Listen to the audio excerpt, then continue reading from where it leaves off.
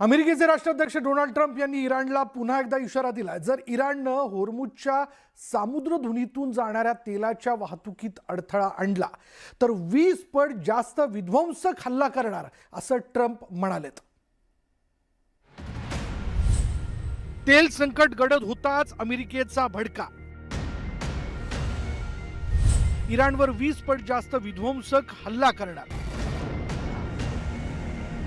होर्मुझचा मार्ग अडवणाऱ्या इराणला ट्रम्पची धमकी।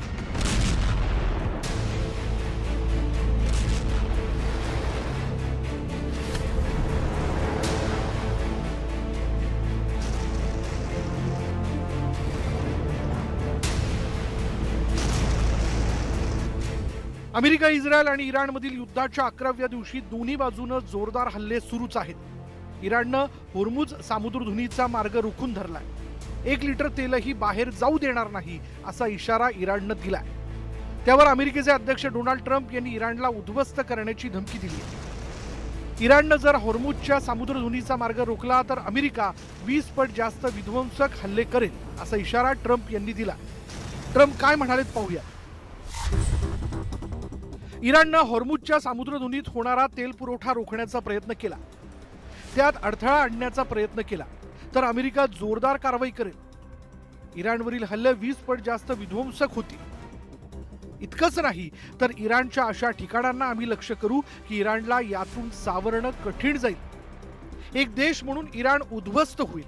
इराणमध्ये सगळीकडे आग, मृत्यू आणि विध्वंसाचं साम्राज्य पसरेल। अमेरिका जगात तेलाचा पुरवठा कमी पडू देणार नाही आणि इराणच्या धमक्यांनी जगाला बंधक बनवू शकत नाही।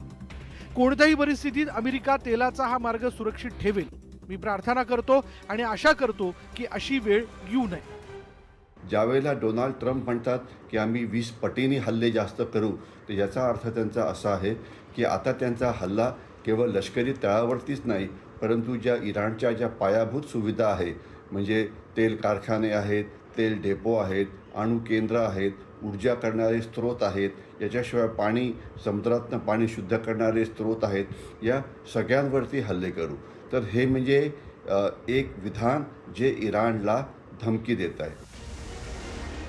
1 दिवसापूर्वीच युद्ध लवकरच संपेल असं वक्तव्य करणारा ट्रम्प यांनी आता धमकी देण्यामागे काय कारण आहे पाहूया।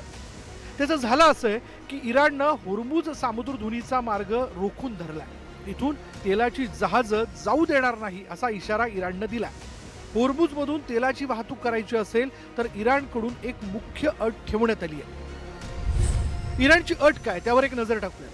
काही देशांची जहाजं होर्मुझच्या सामुद्रधुनीतून जाऊ शकतात, परंतु त्यांनी आधी इस्रायल आणि अमेरिकेच्या राजदूतांना बाहेर काढलं पाहिजे। या अटीसोबतच इराण या मार्गावरून जाणाऱ्या तेल टँकर आणि व्यापारी जहाजांवर, विशेषतः अमेरिकेच्या मित्र राष्ट्रांच्या जहाजांवर सुरक्षा कर लादण्याची योजनाही आखत असल्याची माहिती मिळते आणि त्यामुळेच ट्रम्प खवळल्याचं पाहायला मिळतंय। अमेरिकेच्या विरुद्ध लढाईमध्ये आता इराण सुद्धा आक्रमक विधानं करून बॅकफूटवरती न राहता फ्रंट फूटवरती येऊन सांगत आहे की जर तुम्हाला तेल हवं असेल तर तुम्हाला आमच्या वाटाघाटी या मान्य कराव्या लागतील। एका प्रमाणामध्ये हे एक अल्टिमेटम आहे। इतकी कठीण भूमिका याच्या पहिले इराणने घेतली नव्हती। तर याचा अर्थ असा होतो की अजूनसुद्धा इराणमध्ये लढण्याची क्षमता आहे। अजून त्यांच्याकडे मिसाईल्स आणि ड्रोन्स आहेत। होर्मुझची सामुद्रधुनी हा जगातील एक महत्त्वाचा सागरी मार्ग आहे। दरवर्षी जगातील सुमारे 20% तेल पुरवठा या मार्गाने होतो। इराणमध्ये युद्ध सुरू झाल्यापासून होर्मुझ सामुद्रधुनीतून आखाती देशाद्वारे होणाऱ्या कच्च्या तेलाच्या पुरवठ्यावर मोठा परिणाम झाला। इराणनं अनेक देशांसाठी हा मार्ग बंद केला, त्यामुळे जगातील अनेक भागात कच्च्या तेलाचा तुटवडा भासतोय आणि त्यामुळे अमेरिकेतही ट्रम्प यांच्यावर दबाव वाढताना दिसतोय। Bureau report, news 18 Marathi.